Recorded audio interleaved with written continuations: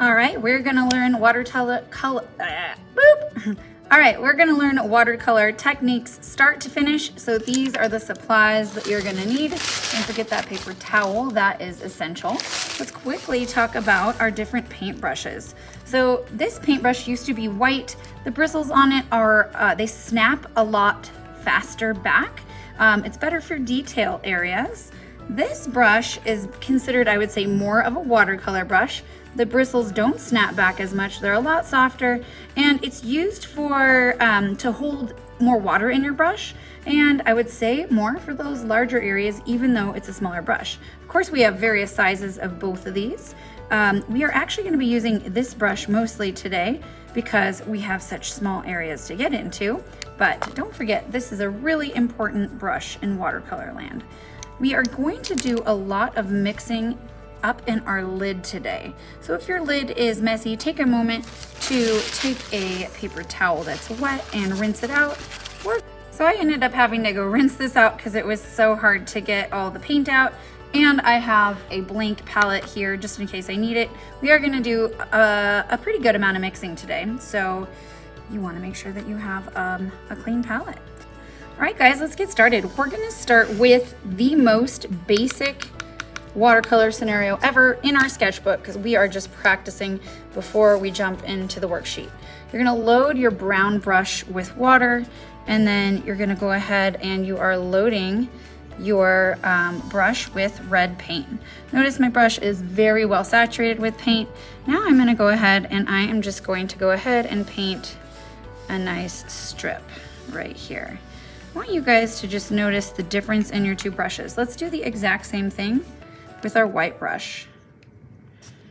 So again, notice that just like I said, the brown brush holds more water.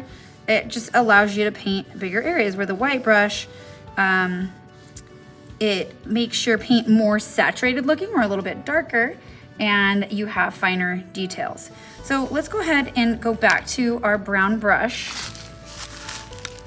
I'm gonna rinse a little bit of water out. By the way, I have 2 cups of water because I want to keep one of them pretty clean while I clean my brush and the other one. So now I'm gonna go ahead and I'm actually gonna use my lid to put a little bit of water in and a little bit of red paint. So notice that I kind of scrape my brush along this ledge on the lid. That's really nice for just allowing more water to drop into that lid.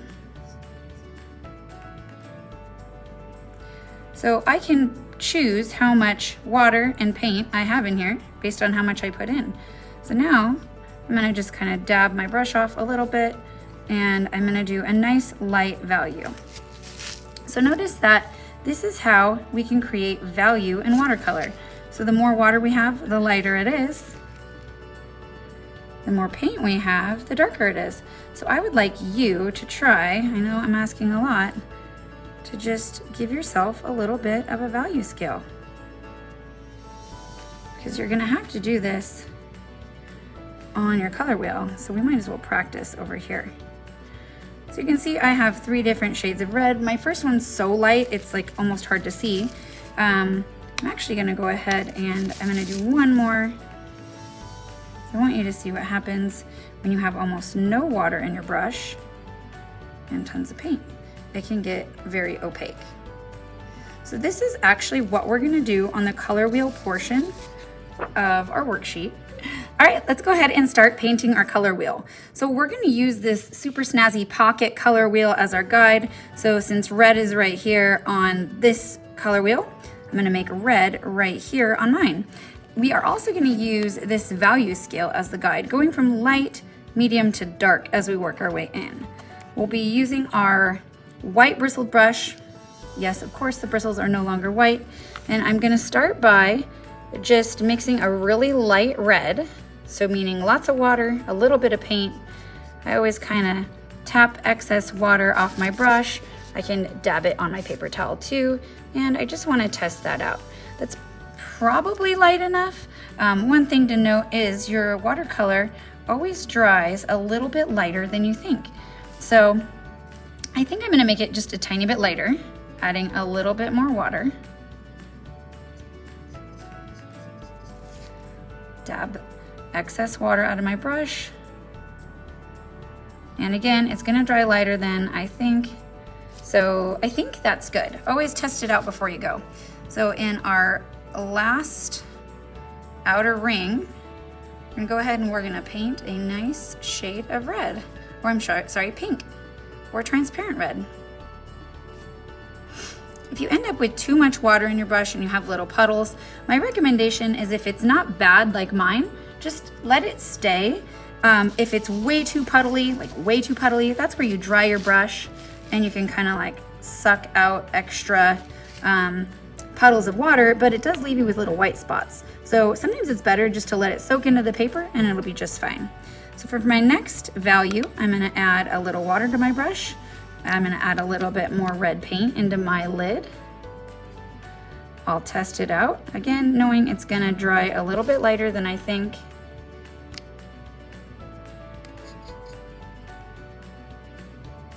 And I think that should be good. And I'll paint my next value. Okay, now it's gonna get harder, you guys. To stay inside the lines in these small areas is tricky. If you need a smaller one of these specific brushes, you can grab one. One thing I wanna caution you is, I can't zoom in, but if I touch this red to this pink, I'm actually gonna do it, I'll show you. I'll touch these together, and when that happens, the red will start, the darker red will start to bleed up into the pink. So you want to be careful here. I have a better example of that right here. You can see that it bled up into the pink. So you really want to leave a small space between your colors in watercolor so that they don't bleed together. But you're learning, so if they bleed together, that's okay. All right, for our next value, we want this to be pretty opaque, pretty dark red. So once you feel like you have the right darkness, go ahead and paint that into this smallest sliver. Again, it is super hard to be this delicate, so if you need a smaller brush, go grab one.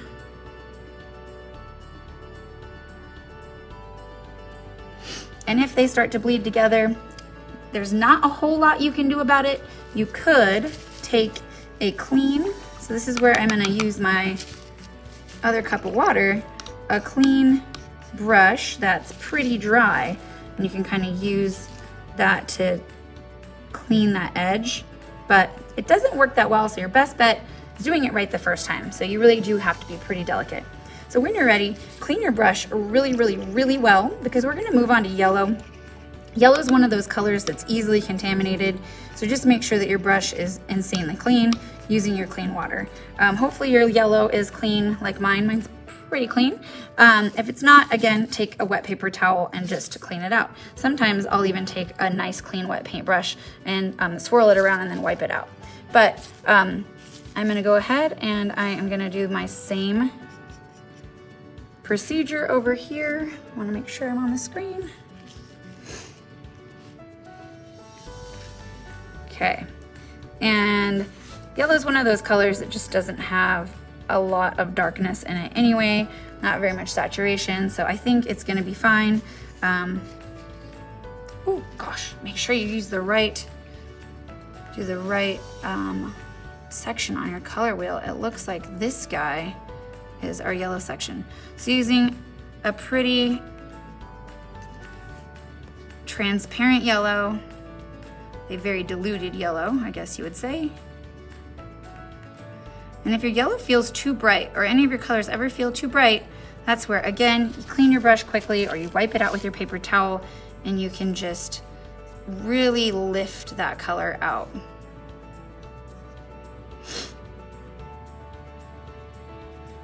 All right, going into my next. And each time you do this, it's gonna get easier and easier.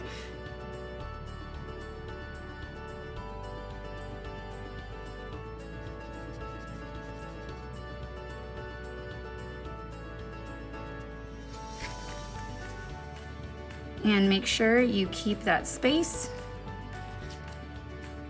between your different values.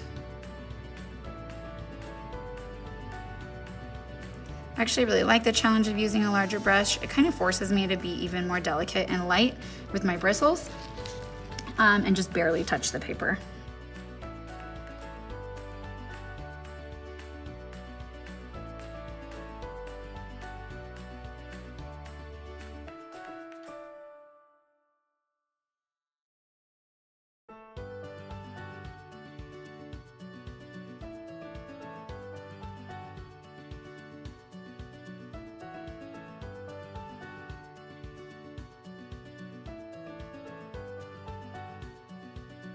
All right, so I just jumped ahead, time-lapsed and painted my blue section. You'll notice that, check this out, I've got some bleeding right here. So if I was smart, I would completely wait until this was dry, and then I would take my clean, pretty dry brush to kind of lift it out.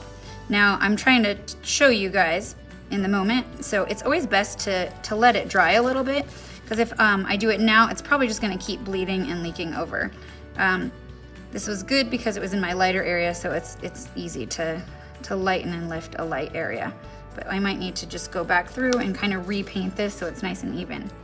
So call me a crazy art teacher, but of course I had to do my primary colors first because that just makes sense in my art teacher brain. So I've got my red, yellow, and blue. Now we're gonna move on to our secondary colors. So I'll mix in, I'm not gonna mix anything actually. I'm gonna use my violet, my green, and my orange for those secondary colors, and then we're gonna do mixing for our tertiary colors. So I'm gonna time lapse through that and let you guys work at your own pace.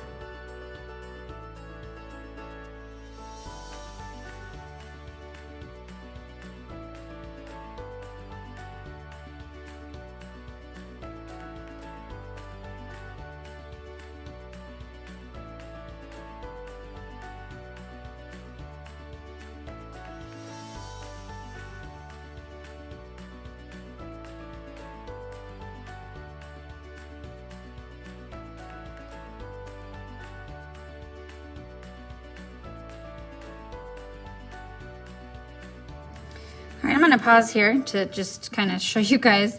I was kind of in a groove and not paying attention, and I made this guy way too dark.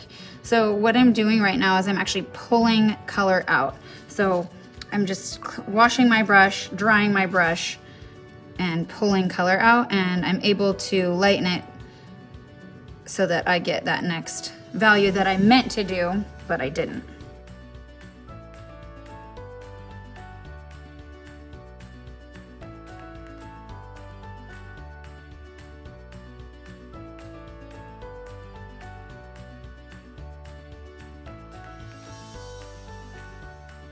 Okay, another learning moment. I've got this blob here that won't come off, so I'm really actually having to take a dental tool to get it out, which that normally does not happen in watercolor. But I would not be impatient like I was, and I'd highly recommend waiting until it dries before you try to pick it out.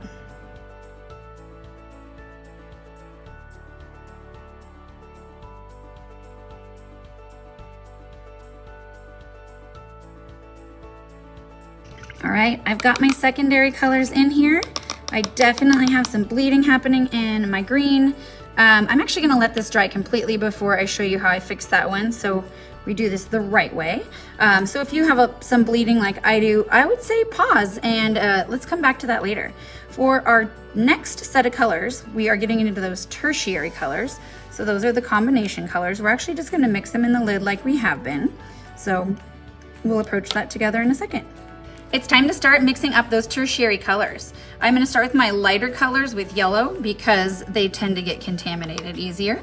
So I actually switched to a smaller brush because I just kind of got sick of fighting with the bigger bristles in that smaller area.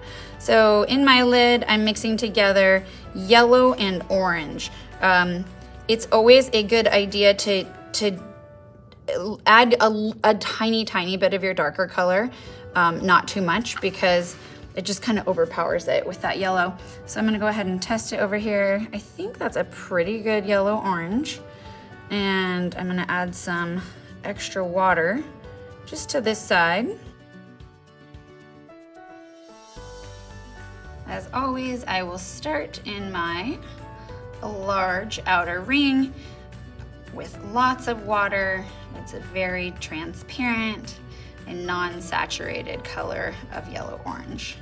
And next, I think I have the perfect color mixed for my next one all ready to go. So I'm gonna go ahead and do that. Again, just be really careful to leave that just microscopic space between your colors. And then for this last one, this is where I really have to kind of get extra saturated. So I don't want to contaminate my yellow like I already did. So I'm going to kind of clean and tap my brush off, get tons and tons of yellow over here. And then I will just mix it straight with this little pile of orange right here. But for these tertiary colors, always test to make sure you've established the right color. I'm noticing that this guy that I just mixed is a little too orange. Okay, there it is. So I'm gonna time lapse through the rest of my tertiary colors, but first I do wanna say I'm gonna start with my yellow-green before I move on to the other colors again, because my yellow is just so light. I don't wanna get it all dirty.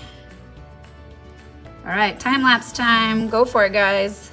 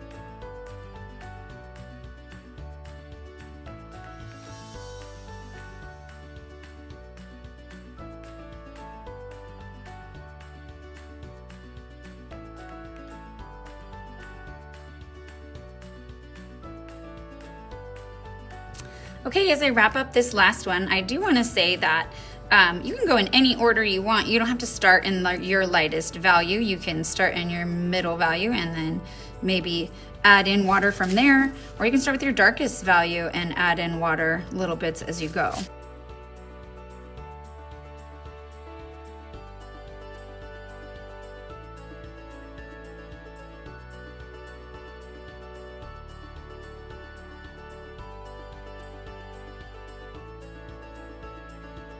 Okay, now that all my colors are dry, well, not all of them, but some of them are dry, I'm gonna go back and I am gonna just touch up those areas that bled. So you can see I've got a clean, almost dry brush right here, and I'm just lifting out this oversaturated green. So I'll clean my brush, dry it, and just keep going until it's a nice even tone. Doing this dry prevents this from continuing to bleed upwards when I've recharged it with water. So go ahead and fix any of your shapes that have bled.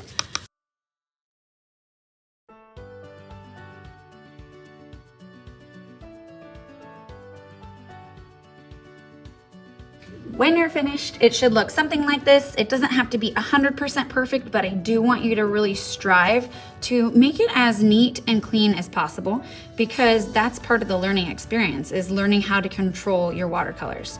Once you're finished with this, I would recommend going and cleaning out your water cups and then clean your lid off so that we can do the rest of the worksheet together.